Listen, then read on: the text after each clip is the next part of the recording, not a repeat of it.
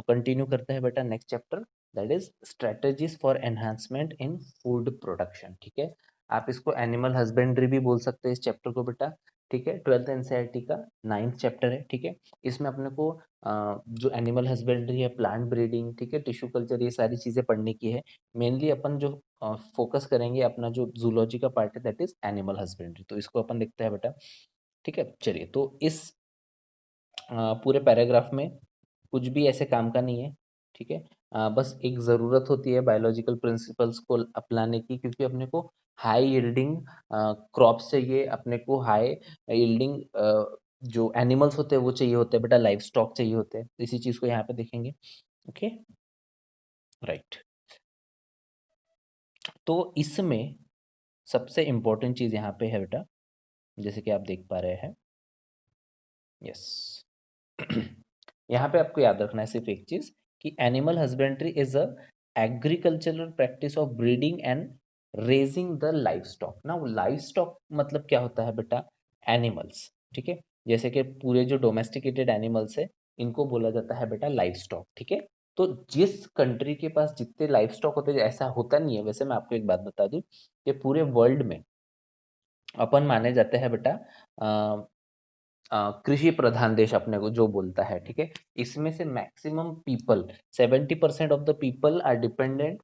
Income के लिए किस चीज पे जरूरत होती है बेटा, अपन कृषि पे डिपेंडेंट होते हैं। ठीक है, चलिए, तो ये अपने को पता है। अब आपको एक बात बता दूं कि मरना सभी को है, मरना कोई नहीं चाहता, खाना सभी को है लेकिन उगाना कोई नहीं चाहता। तो आपको पता है बेटा कि अपन सब खाने के बगैर रह नहीं सकते, लेकिन जो किसान इस वक्त काम कर रहा है खेतों में, अपने को अनाज उगा के दे रहा है, उसी की अपन डिसरिस्पेक्ट करते हैं एंड खाने को वेस्ट कर देते हैं। तो जब भी आप खाने को वेस्ट करने जाएंगे बेटा, प्लीज सोचिए जरा कि एक जो खाने का एक ये होता है ना बेटा दाना, उसको बनाने के लिए एक किसान कितनी मेहनत करता है करके। ठीक है, चलिए, तो इसमें से एक यही इम्पोर्टेंट चीज है बेटा कि एनिमल हस्बेंड्री में अपन agricultural practice of breeding and raising the livestock. अब इसमें आप ये पूरा स्किप कर सकते हैं। ठीक है, इसमें लाइफ स्टॉक में क्या क्या चीजें आते हैं वो सारी चीजें बताई गई है। ठीक है, बफेलो आते हैं, काउ, पिग, कैमल, गोट। तो आपको पता है बेटा कि इंडिया एंड चाइना में ही मिला के अगर आप बोलेंगे तो टोटल वर्ल्ड का 70% ऑफ द जो लाइफ स्टॉक होता है, मतलब भेड़, गाय, बकरी, ये सारी चीजें 70% जो है इंडिया एंड चाइना के पास है। लेकिन दुर्भाग्यपूर्ण अपन सिर्फ 25% कंट्रीब्यूट करते हैं मिल्क एंड उसके जो प्रोडक्ट्स होते हैं। ठीक है बेटा, जो उसकी वर्थ होती है उसका अपन प्रोडक्शन के मामले में अपन सिर्फ 25% कंट्रीब्यूट करते हैं। बाकी पूरे वर्ल्ड के पास आप ऐसे बोल सकते हो कि सिर्फ 30% लाइफ स्टॉक है, लेकिन वो पूरा बचा कुचा जो 70% कॉन्ट्रीब्यूशन जो होता है ना, प्रोडक्शन का कॉन्ट्रीब्यूशन, वो उतना देता है। ओके, देखिए, तो यहाँ पे क्लियर कट लिखा है बेटा कि we contribute only 25% of the productivity, जो कि बहुत लो है। अब इसको इम्प्रूव करने के लिए एंड क्वालिटी को इम्प्रूव करने के लिए क्या क्या चीजें अपने को करनी पड़ेगी, ये सारी चीजें अपने को इस चैप्टर में देखने की है बेटा, है ना। सबसे पहले तो इन सारी चीज़ों का मकसद समझ लीजिए बेटा, अपन पर्पस किस पर्पस के लिए कर रहे हैं ये सारी चीज़ें, क्योंकि अपने को हाई यील्ड चाहिए, क्वालिटी अच्छी चाहिए, better better breed of animals चाहिए जो कि बीमार कम पड़े एंड जो उसकी मिल्क की क्वालिटी है एंड क्वांटिटी है वो बढ़े, डिजीज रेजिस्टेंस बढ़े। ठीक है बेटा, ये सारी चीज़ें अपने को चाहिए। तो farm and management of farm and farm animals को कैसे मैनेज किया जा सकता है, पोल्ट्री है या गोट फार्मिंग है या जो भी है, इसको कैसे अपन यील्ड कर सकते हैं ज़्यादा से ज़्यादा। तो आपको पता है बेटा कि सबसे पहले स्टार्ट करते हैं डेयरी फार्म मैनेजमेंट। ठीक है, तो दूध एंड दूध से रिलेटेड जो चीज़ें होती है उस चीज़ से रिलेटेड ये मैनेजमेंट है बेटा, इसको आप पूरा स्किप कर सकते हैं। ठीक है, बस इसमें याद रखेंगे कि अपने को एक गुड वैरायटी ऑफ ब्रीड को यहाँ पे लेके आना है एंड उसी को आगे लेके चलना है। ठीक है, तो डिजीज फ्री रेजिस्टेंस वाली चीजें चाहिए बेटा and we need a good quality and quantity of fodder. Fodder मतलब तो क्या होता है बेटा, उसका चारा होता है। जो देखिए, अगर आप इमेजिन कीजिए कि आप गाय वगैरह इन सारे लोगों को क्या खिलाते हैं, प्लास्टिक एंड जो बचा कुचा कचरा है या फिर केले का छिलका। लेकिन अगर आप दूसरे देशों में देखेंगे बेटा, तो वहां पे बाकायदा उनको बहुत अच्छी क्वालिटी का खाना, नहलाना एंड नो ह्यूमन टच की ये होती है बेटा, ठीक है, आदत हो चुकी है। इसकी वजह से उनकी जो क्वालिटी ऑफ मिल्क है, जैसे कि नीदरलैंड वगैरह है, यहाँ की जो गाय होती है, इनकी क्वालिटी ऑफ मिल्क बहुत ज़्यादा अच्छा होता है बेटा। ओके, नेक्स्ट चीज़ आती है बेटा कि पोल्ट्री फार्म मैनेजमेंट जो है आपको, तो ठीक है, इसमें क्या क्या चीज़ें आएगी बेटा, इसमें fowls, birds, chicken, ducks, turkey and geese भी इंक्लूड किए जाते हैं, ठीक है। इसमें आपको पता है उनके अंडे एंड उनकी मीट के सप्लाई का भी ये काम काम करने वाले हैं। एंड इस डेयरी फार्म में selection of disease free suitable breeds की ज़रूरत होती है, ठीक है। कंडीशन प्रॉपर फीडिंग होनी चाहिए, हाइजीन मेंटेन होनी चाहिए, हेल्थ केयर फैसिलिटी होनी चाहिए, ठीक है बेटा। तो ये सारी चीज़ें प्रोवाइड करनी चाहिए कि तभी अपना जो पोल्ट्री फार्मिंग का जो बिजनेस है या मैनेजमेंट है वो अच्छे से हो पाएगा।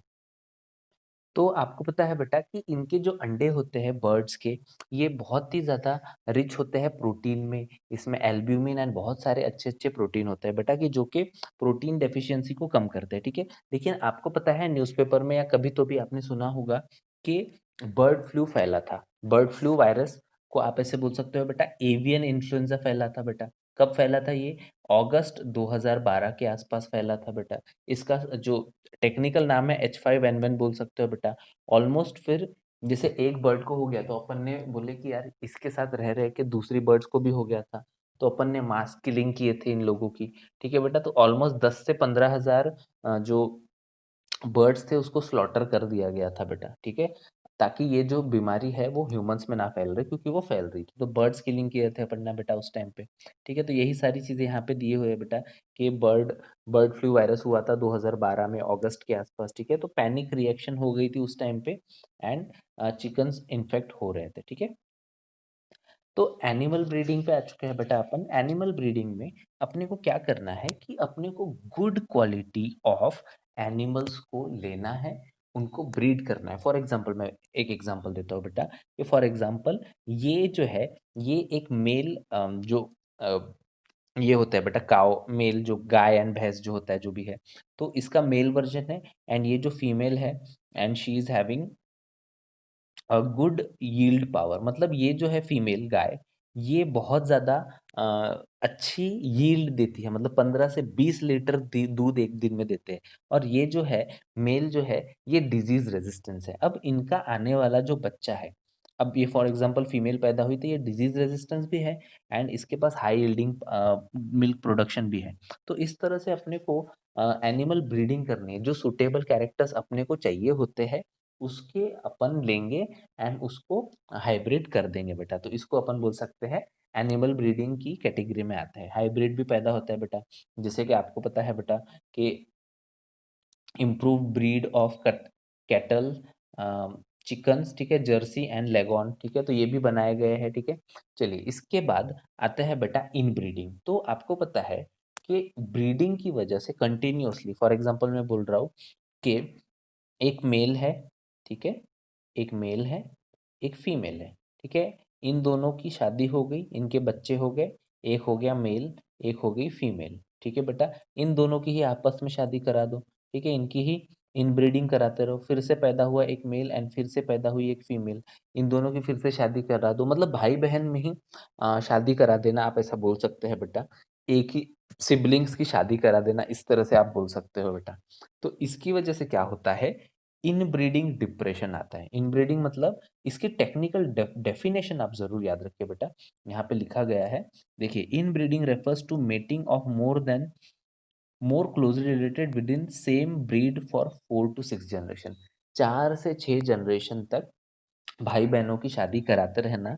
जैसे फॉर एग्जांपल कैटल ले लीजिए, मुर्गी ले लीजिए या काव ले लीजिए, ठीक है बेटा। तो इसको अपन बोलते हैं इनब्रीडिंग। लेकिन इससे प्रॉब्लम आती है, ठीक है बेटा, कंटिन्यूअस ब्रीडिंग, इनब्रीडिंग करने की वजह से क्या होता है कि उसके जो रेसेसिव कैरेक्टर्स होते हैं, रेसेसिव कैरेक्टर्स ऊपर आने लगते हैं, ठीक है। And that can lead to inbreeding depression, या आप इसको बोल सकते हो बेटा होमोजाइगोसिटी। Very very important.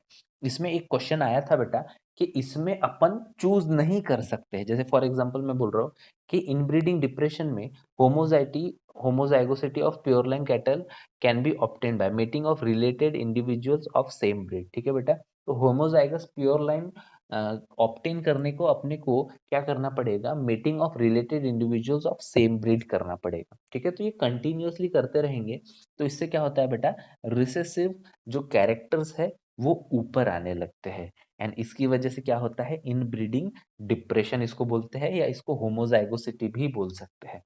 मतलब ह्यूमंस में कैसा होता है मैं आपको बता दूं, ह्यूमंस में बेटा इनके केस में cleft lip and cleft palate आने लगता है, मतलब ये लिप वाला जो हिस्सा है ना वो नोज की तरफ जाने लगता है, ठीक है। ये हो गया नोज, ठीक है, ये हो गया नोज, ठीक है, ये हो गया नोज, ठीक है बेटा। तो ये जो है cleft lip cleft palate, palate का जो होता है टाड़ू वाला हिस्सा है, इसमें भी डिप्रेशन आने लगता है। मतलब कहीं ना कहीं आप ऐसे बोल सकते हो कि जो रेसेसिव कैरेक्टर्स थे, जो गंदे कैरेक्टर्स थे, वो उभर के ऊपर आने लगते हैं बेटा, ठीक है। तो ये यहाँ पे सिर्फ दो ही चीजें आप अंडरलाइन कर लीजिए, होमोजाइगोसिटी एंड इनब्रीडिंग डिप्रेशन, ठीक है। किससे आ रहा है ये, इनब्रीडिंग कंटिन्यूअसली करने से। इनब्रीडिंग क्या होता है, mating for more than 4 to 6 generation, एक ही भाई बहनों की अपन 6 जनरेशन तक अगर मेटिंग करा रहे तो उसको अपन बोलते हैं बेटा, है ना।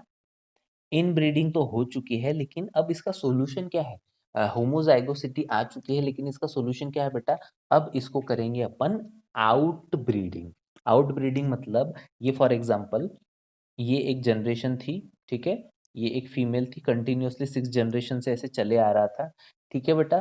तो इसकी जो क्रॉसिंग है, किसी आउटसाइडर से इसकी मेटिंग करा दो, ये मेल एंड फीमेल, तो इसमें जो होमोजाइगोसिटी आ रही थी वो हट जाएगी। तो इसको अपन क्या बोलेंगे बेटा, इसको अपन बोलेंगे आउट ब्रीडिंग, ठीक है। इसको क्या बोलेंगे, आउट ब्रीडिंग, ठीक है। तो यहाँ पे देखिए क्लियर कट बोला गया है, ठीक है। Out breeding is the breeding of unrelated individuals uh, which is of the same breed but no common ancestor from 4 to 6 generation, ठीक है। 4 to 6 जनरेशन मतलब भले ही 4 इनिशियल जनरेशन में, पेरेंटल जनरेशन में ये जो थी ये एक जैसी रही होगी उस टाइम पे, लेकिन यहाँ पे कंटिन्यूअसली क्रॉसिंग इनकी ही भाई बहनों की चलती रही चलती रही चलती रही, ये पूरा एक जनरेशन यहाँ पे आ गया, लेकिन ये वाला अलग जा चुका है बेटा, ठीक है। अब यहाँ पे ये सेपरेट हो चुके हैं। अब एक जनरेशन हो गई, यहाँ पे मैं बोल रहा हूँ कि ये हो गई एक जनरेशन, फिर 2 जनरेशन, फिर 3, फिर 4, फिर 5, 6, ठीक है। इनकी भी 1 2 3 4 5 6, ठीक है। लेकिन ये हमेशा आउटसाइड से क्रॉस करते रहे, लेकिन यहाँ पे अब ये जो हुई है एंड यहाँ पे ये वाला जो आया है, ठीक है। तो इन दोनों की क्रॉसिंग करा लीजिए। इनके एंसेस्टर कॉमन थे, लेकिन कितने जनरेशन पहले कॉमन थे बेटा, 6 जनरेशन या 4 जनरेशन पहले कॉमन थे, ठीक है। तो कॉमन एंसेस्ट्री रही होगी, लेकिन कितनी जनरेशन पहले, 4 या 6 जनरेशन पहले। तो इसको अपन क्या बोल सकते हैं बेटा, इसको अपन बोल सकते हैं आउट क्रॉसिंग, ठीक है। चलिए इसके बाद आता है, सॉरी, आउट ब्रीडिंग, ठीक है। आउट क्रॉसिंग का मतलब क्या होता है बेटा, रेस जो मैंने अभी बताया बेटा वो आउट क्रॉसिंग था, ठीक है ना। 4 to 6 जनरेशन तक जो थी आउट क्रॉसिंग कर सकते हैं अपन, ठीक है। ठीक है बेटा, तो एक बार एक ब्रॉडली इसको समझने की कोशिश करते हैं कि क्या बोलने की कोशिश कर रहा है। देखिए इनब्रीडिंग डिप्रेशन या इसका सॉल्यूशन क्या है बेटा, आउट ब्रीडिंग है। अब आउट ब्रीडिंग के 3 प्रकार होते हैं, ठीक है। इसके क्या प्रकार होते हैं, 3 प्रकार। एक होता है बेटा आउट क्रॉसिंग, ठीक है। आउट क्रॉस करना मतलब क्या होता है, जैसे कि आपको दिखाई दे रहा है कि यहाँ पे 4 to 6 जनरेशन तक कोई कॉमन एंसेस्टर नहीं रहा होगा, ऐसे जब क्रॉस करूंगा तो उसको मैं बोलूंगा बेटा आउट क्रॉसिंग, ठीक है।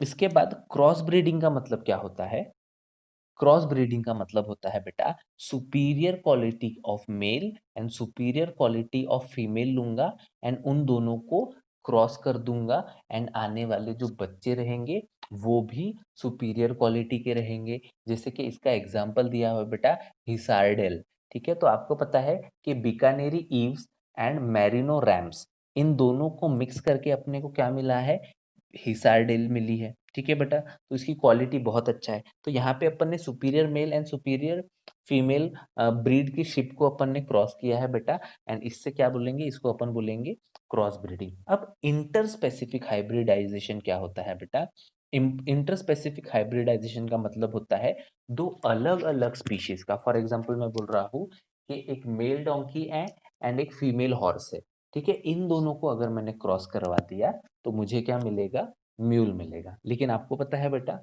कि ये स्पीशीज अलग अलग है, ठीक है। तो इसको अपन बोलेंगे इंटर स्पेसिफिक हाइब्रिडाइजेशन। तो इस तरह का एक चार्ट जरूर बना लीजिए बेटा आप, जो आपको दिखाई दे रहा है कि आउट ब्रीडिंग के 3 प्रकार होते हैं। एक होता है आउट क्रॉसिंग।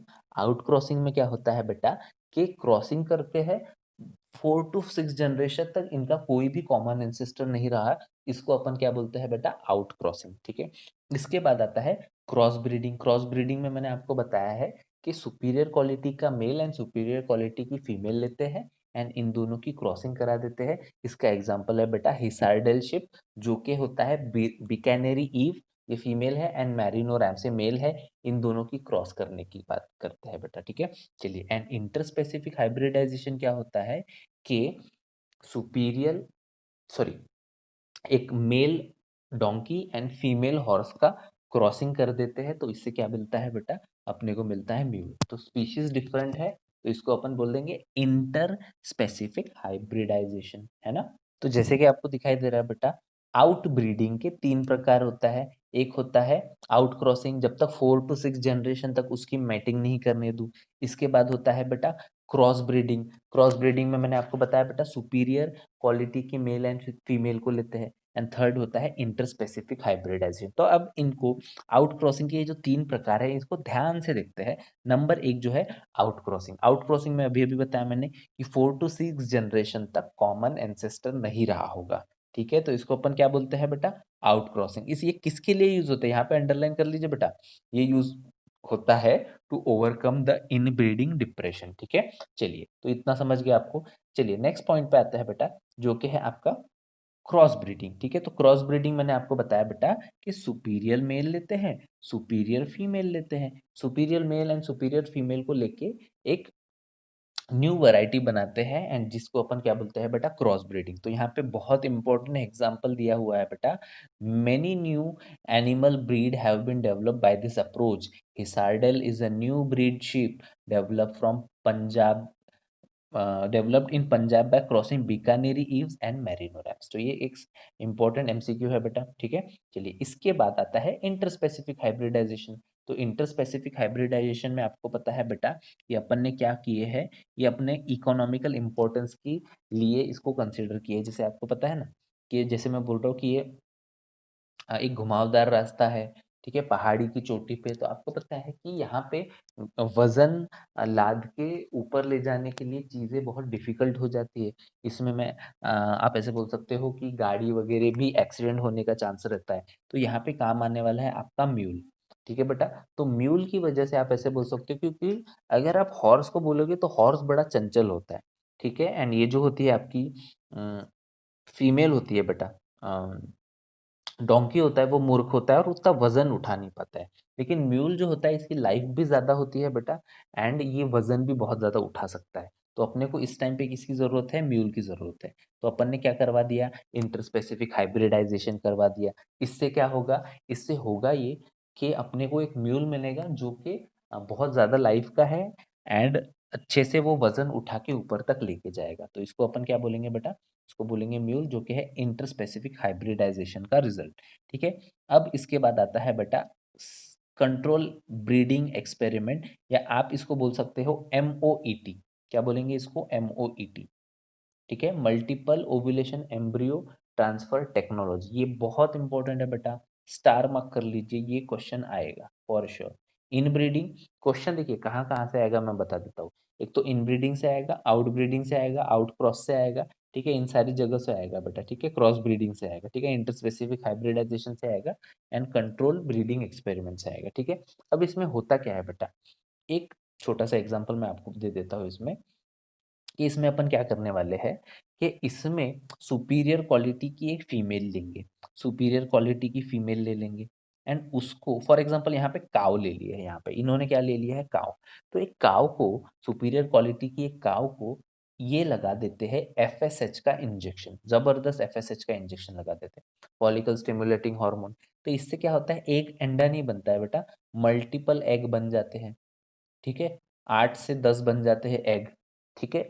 और अपन सुपीरियर क्वालिटी के स्पर्म ऑलरेडी लेके रहते हैं बेटा सुपीरियर मेल से, तो यहाँ से डाल दिया है स्पर्म, ठीक है बेटा। एंड स्पर्म को इधर इंजेक्ट करके किसी भी काऊ में इसको इम्प्लांट कर देते हैं, ठीक है बेटा। अलग अलग मदर्स में अब ये जाइगोट बन चुके हैं ना, ये जितने भी आपको बने हैं इसमें स्पर्म डाल दिया तो ये एक जाइगोट बन चुका है, ठीक है। ये एक जाइगोट बन गया, ये एक जाइगोट। तो आप देख पा रहे हैं बेटा कि 8 से 10 जाइगोट अपने पास बन चुके हैं।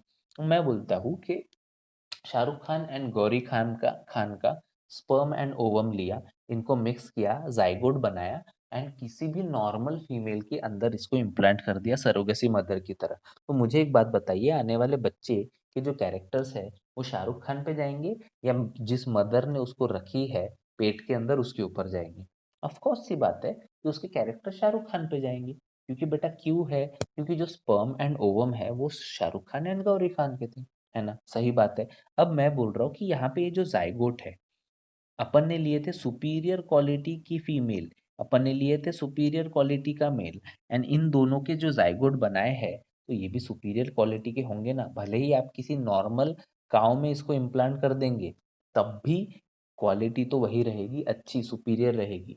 तो इस तरह से multiple ovulation embryo transfer technique हुआ है ये, मतलब कहीं न कहीं बहुत सारे ओवम बने हैं, बहुत सारे एम्ब्रियो बने हैं एंड इसको नॉर्मल काऊ के अंदर इम्प्लांट करके अपन ने बहुत अच्छी क्वालिटी के काऊ को या फिर जो भी है उसको बनाया है बेटा, ठीक है। तो इसको अपन क्या बोलेंगे, multiple ovulation embryo transfer technology, ठीक है।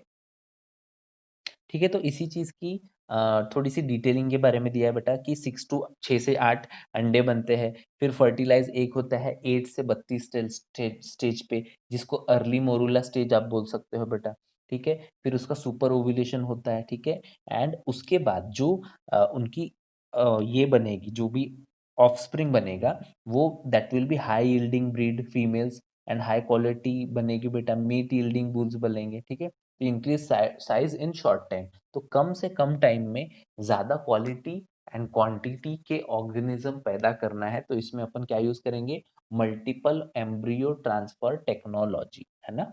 ठीक है? ठीक है बेटा, तो बी कीपिंग पे आ चुके हैं अपन, ठीक है, जिसको आप एपीकल्चर भी बोल सकते हो। क्या बोलेंगे, एपीकल्चर, ठीक है, क्योंकि इसका जो जीनस है बेटा एपिस होता है, ठीक है। तो हनी बी से क्या क्या अपने को मिलता है, हनी बी से अपने को हनी मिलता है, वैक्स मिलता है, ठीक है। ये बहुत सारी इंपॉर्टेंट चीज़ों में यूज़ होने वाला है बेटा, ठीक है। जो honey bee, bee wax, polishes, इन सारी चीज़ों में अपने को मिलता है। मेकअप की जो किट होती है इसमें भी बहुत ज़्यादा इसका यूज़ होता है बेटा। एंड हनी आपको मैं बता दूं कि इसकी जो मेडिसिनल वैल्यू है वो भी बहुत ज़्यादा इंपॉर्टेंट है। एक और बात है कि हनी कभी खराब नहीं होता है बेटा, ठीक है। चलिए तो इसको देखते हैं। अच्छा, एक और वैरायटी, एक इम्पोर्टेंट चीज़ अपन याद रखेंगे बेटा, कि जो कल्टीवेट करते हैं ना अपन, वो 2 ही वैरायटी करते हैं, क्योंकि आपने ट्राई किया होगा कभी कि हनी निकालने की कोशिश किया होगा, तो मधुमक्खियाँ अगर काट ले, तो खतरनाक चीज़ हो जाती है बेटा। अगर 20 से ज़्यादा 25 मधुमक्खियाँ अगर आपको काट गई है, तो एनाफिलैक्टिक शॉक भी आने के चांसेस होते हैं। मैंने एक बार बियर ग्रिल का एपिसोड देखा था कि वो कोशिश कर रहा था कि हनी बी को शहद निकालने की, उसको मधुमक्खियाँ काट गई थी एंड उसका जो चेहरा था, पूरा स्वोलन हो गया था बेटा, ठीक है। तो ऐसी हरकतें अपन नहीं करेंगे, ठीक है। चलिए, तो यहाँ से बहुत सारी चीज़ें इम्पोर्टेंट है, कभी-कभी एक आधी बार इसमें से एमसीक्यू पूछा जा सकता है कि कौन-सी 2 वैरायटी है कि जिसको अपन बी कीपिंग में एपीकल्चर में यूज़ करेंगे बेटा, तो Apis indica and Apis mellifera. इसके अलावा भी है Apis florea, dorsata, Apis mellifera, adansonii, ठीक है? लेकिन ये सबसे कम आप ऐसे बोल सकते हो एग्रेसिव कम होती है बेटा, ठीक है? इसकी वजह से ये जो है, ये 2 वैरायटी को अपन बहुत ज़्यादा यूज़ करते हैं। एक होता है एपिस इंडिका एंड दूसरा है एपिस मेलिफेरा, ठीक है बेटा? चलिए, तो इतना अपने को पता चल चुका है कि इसमें इतना ज़्यादा लेबर इंटेंसिव नहीं है कि बहुत ज़्यादा इसमें लेबर लगेगा। 1 या 2 व्यक्ति भी बहुत सारे छत्तों को मैनेज कर सकता है, ठीक है? ये सारी चीज़ें हैं बेटा, ठीक है? चलिए, तो आपको पता है कि जो वर्क ये होती है, बीज़ जो होती है बेटा 3 प्रकार की होती है। एक होती है क्वीन, एक होती है ड्रोन एंड तीसरी जो होती है बेटा वर्कर बी होती है। तो वर्कर बी होती है फीमेल, क्वीन होती है फीमेल एंड ड्रोन होता है बेटा मेल, ठीक है। इसके पास क्रोमोसोम नंबर कितना होता है, 32। इसके पास क्रोमोसोम नंबर 32, और ये कितनी होती है बेटा, ये होते हैं 16, ठीक है। क्वीन जो है वो एक होती है बेटा। वर्कर ब्री आप ऐसे बोल सकते हो, अगर 50,000 का छत्ता है तो 35 से 40,000 तक तो वर्कर बी होती है एंड बचे कुछ ड्रोन होते हैं जो साफ सफाई करते हैं छत्तों की। ठीक है बेटा, वर्कर बी का मेन काम होता है कि वो हनी को, नेक्टर को कलेक्ट करके लाएगा एंड वहां पे छोड़ देगा। ठीक है, तो एक एक सोशलाइज्ड ये होता है बेटा इनका। इसमें बहुत सारी चीजें होते हैं, जैसे कि मैंने आपको बताया था, इनमें मेटामॉर्फोसिस भी होता है।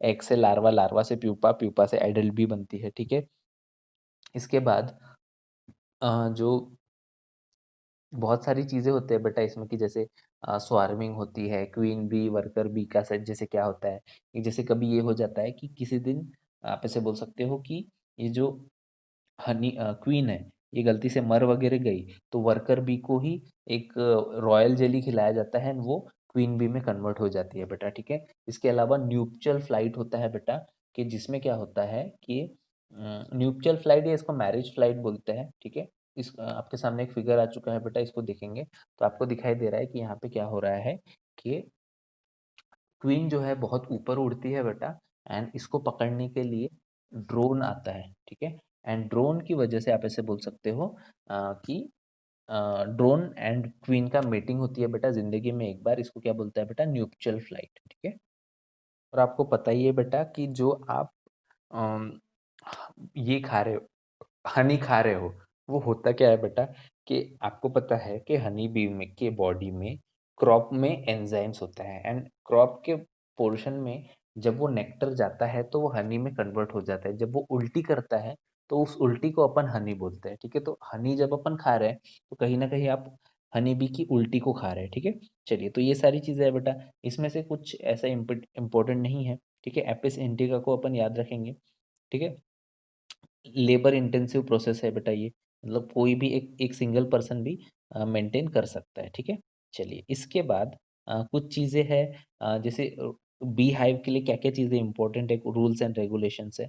ठीक है, तो इसको देखते हैं कि knowledge of nature of bee, habit of bees. ठीक है, तो कौन सी बी कहाँ पे है, किस तरह से काम करती है, वर्कर बी क्या है, क्वीन बी क्या है, क्वीन बी मर गई तो रिप्लेसमेंट कैसे करना पड़ेगा, क्वीन बी का जो मतलब उसको देखते रहना पड़ता है, जो ड्रोन देखते रहते हैं कि वो अंडे दे रही है कि नहीं दे रहे। ठीक है, selectable location of bee hives, तो आपको पता है बेटा कि इसके आजू बाजू में बहुत सारे पेड़ पौधे लगेंगे जो कि इंपॉर्टेंट होते हैं, जहाँ से वो नेक्टर कलेक्ट करके लाएगी एंड उससे हनी बनाएगी। Catching and hives and swarming of group. ठीक है बेटा, स्वार्मिंग में एक बहुत इंपॉर्टेंट पार्ट होता है। ठीक है, कि catching and hiving of swarms. ठीक है, ग्रुप ऑफ बी। ठीक है, तो ग्रुप ऑफ बी को पकड़ के लाना। ठीक है, ओवर पॉपुलेशन होने की वजह से वो एक जगह से दूसरी जगह भी जाते हैं बेटा, है ना। ठीक है, तो स्वार्मिंग होती है बेटा, एक जगह से वो दूसरी जगह पे जाते हैं, या फिर आप इसको माइग्रेशन भी बोलते हो, ओवर पॉपुलेशन की वजह से होता है। ठीक है, न्यूपचल फ्लाइट या जो मैरिज फ्लाइट होता है बेटा, वो किसके बीच में होती है? क्वीन एंड ड्रोन के बीच में होती है। ठीक है, एंड इमीडिएटली बाद ड्रोन मर जाता है एंड क्वीन बहुत सारे अंडों को लेके, स्पर्म को लेके हाइव के अंदर आ जाती है। ठीक है बेटा, तो ये सारी चीजें दी हुई है। ठीक है, एक चीज अपन और याद रखेंगे कि जैसे कि आपको पता है बेटा कि ये किस में आते हैं, ये आएंगे आर्थ्रोपोडा में। ठीक है, आर्थ्रोपोडा में रहेंगे तो आपको पता है कि इनका जो थोरैक्स वाला पार्ट है वो तीन हिस्सों में डिवाइडेड होता है, प्रोथोरैसिक, मीजोथोरैसिक एंड मेटाथोरैसिक। तो इसमें से जो लेग निकलते हैं बेटा, इन लेग का भी नाम आपको पता है, प्रोथोरैसिक लेग, मीजोथोरैसिक लेग, मेटाथोरैसिक लेग। तो इसमें से ये जो मेटाथोरैसिक लेग है ना, ये बड़ा इंपॉर्टेंट होता है बेटा, क्योंकि मेटाथोरैसिक लेग आप ऐसे बोल सकते हो यूज होता है एज अ पोलन बास्केट या पोलन कोम की तरह, मतलब वो पोलन को कलेक्ट करने के लिए यूज होता है बेटा। ठीक है, चलिए, तो इतना काफी है यहाँ से, इसके अलावा कोई इंपॉर्टेंट एमसीक्यू नहीं बनता है। ओके, फिशरीज में आ चुके हैं बेटा अपन। ठीक है, तो फिशरीज भी बहुत इंपॉर्टेंट पार्ट होता है। अगर आप बोलेंगे तो बहुत सारे जो इंडिया में लोग हैं वो डिपेंडेंट होते हैं फिश के ऊपर as a source of income and source of food के लिए भी। ठीक है बेटा, इसमें से एमसीक्यू आपको दो तीन आ सकते हैं, जैसे कि मैं बोल रहा हूँ कि फ्रेश वाटर फिश का एग्जाम्पल क्या है। ठीक है, तो catla, rohu, common carp, these are the example of fresh water. Marine water fishes का एग्जाम्पल क्या है बेटा? Hilsa, sardine, mackerel, pomfret. ठीक है, these are the some of the example. तो ये थोड़ा-सा इसको अपन याद रखेंगे बेटा। फिश एंड फिश प्रोडक्ट बहुत सारे हैं, ठीक है? जैसे फिश है, फिश प्रोडक्ट है, एक्वाटिक एनिमल्स है, प्रॉन, कैप्स्टर, क्रैब, लॉबस्टर, ठीक है बेटा? एडिबल ऑयस्टर, इसको फूड की तरह भी यूज़ किया जा सकता है, ठीक है? ठीक है बेटा, तो इसमें फिशेज़ की रेयरिंग, उसका कल्टीवेशन, उसके बाद उसकी ब्रीडिंग, उसका ट्रांसपोर्टेशन, ये सारी चीज़ें आने वाली है बेटा, ठीक है? तो एक चीज़ अपन याद रखेंगे, इसमें क्लियर कट एक पॉइंट बोला गया है कि पिसीकल्चर एंड एक्वाकल्चर में क्या डिफरेंस होता है बेटा? तो आपके सामने एक डायग्राम आ चुका है। पिसीकल्चर में आप ऐसे बोल सकते हो कि cultivating of fishes and enclosures, fish का जो है ना, फिश के प्रोडक्ट्स को एंड फूड को अपन ये करते हैं बेटा। लेकिन एक्वाकल्चर में आप ऐसे बोल सकते हो कि एक्वाकल्चर में सारी चीज़ें इंक्लूड हो गई, ठीक है? इसमें फ्लोरा, फौना, ठीक है? उसके जो पेड़ है, उसके एनिमल्स है, salt water and fresh water fishes, ये सारी एक्वाकल्चर में आती है बेटा, ठीक है? फ्लोरा एंड फौना मतलब उसके जो एक्वाटिक प्लांट्स वगैरह है वो सारे इसमें एक्वाकल्चर में आते हैं। पिसीकल्चर में सिर्फ related to fish and fish product ही होता है बेटा, ठीक है? एंड आपको पता है बेटा पिसीकल्चर में कार्प, सैल्मन, कैटफिश, ठीक है? इन सारी चीज़ों को इंक्लूड किया जाता है। ओनली फिश रिलेटेड चीज़ों को ये है, लेकिन इसमें एक्वाकल्चर में सारी चीज़ें इंक्लूड की जा सकती है, ठीक है? इसमें फिशेज़, क्रूस्टेशियन, मोलस्का, एक्वाटिक प्लांट्स, इन सारी चीज़ों को भी इंक्लूड किया जा सकता है बेटा। उनका डेवलपमेंट, उनका कल्टीवेशन, ठीक है? ये सारी चीज़ें इंक्लूड होती है बेटा, ठीक है? चलिए, तो इस तरह से अपन आप ऐसे बोल सकते हो बेटा कि ये बहुत इम्पोर्टेंट सोर्स है प्रोटीन, एनर्जी, मल्टी न्यूट्रिशन के लिए भी इम्पोर्टेंट होता है बेटा। एंड एक चीज़ इसमें अपन याद रखेंगे, ब्लू रिवॉल्यूशन, क्योंकि आपको पता है एक टाइम ऐसा हो गया था कि दालों का जो रेट था बहुत बढ़ गया था। इस टाइम पे नीली क्रांति की ज़रूरत थी या ब्लू रिवॉल्यूशन की ज़रूरत है? क्योंकि आपको पता है कि इस टाइम पे अंडर नरिश बच्चे क्वाशियोरकर एंड जो मैरास्मस है, ऐसी डिजीजेस बहुत ज़्यादा होती है जिसमें प्रोटीन डेफिशिएंसी होती है। तो ब्लू रिवॉल्यूशन एक इस तरह से चीज़ों को दर्शाता है बेटा कि अपन जो ये है, इसका जो प्रोडक्शन है इसको बढ़ाएँगे एंड इससे आगे लेके जो प्रोटीन की डेफिशिएंसी है उसको अपन ख़त्म कर देंगे। इस चीज़ को यहाँ पे दर्शाने की कोशिश किया बेटा, ठीक है? तो इससे ज़्यादा यहाँ पे कुछ क्वेश्चन आएँगे नहीं बेटा, ठीक है? चलिए, तो अपन इसी को यहाँ पे स्टॉप करते हैं। Let us continue with the next chapter, जो आपका नेक्स्ट चैप्टर है बेटा, माइक्रोब्स इन ह्यूमन वेलफेयर, ठीक है?